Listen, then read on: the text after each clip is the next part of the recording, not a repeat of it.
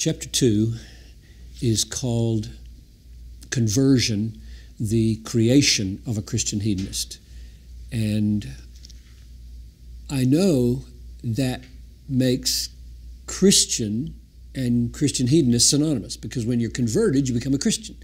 And that is what I mean. I think everybody, even who don't know it, who's a Christian, is a Christian hedonist, and I'm just trying to unpack what they already are so that they can be free in it. So what I mean is Matthew 13:44, a little short parable. The kingdom of heaven is like a man who found a treasure hidden in a field.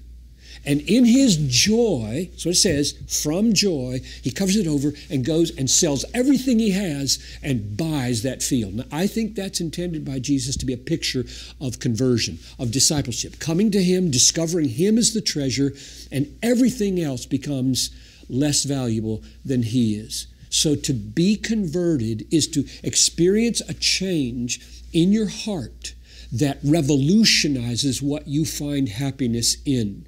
That treasure hidden in a field is Jesus Christ and all that he is for us, all that he's done for us. And when you discover the value of that, family, house, books, ministry, health, life, the steadfast love of the Lord is better than life. So this is very radical. It is very threatening, because it means that to become a Christian really isn't a mere decision. It's a revolution, a transformation, a regeneration of what you value, where you find your pleasure, where you find your joy. Paul said, I count everything as loss for the surpassing value of knowing Christ Jesus my Lord. That's what happens when you become a Christian hedonist, or when you become a Christian.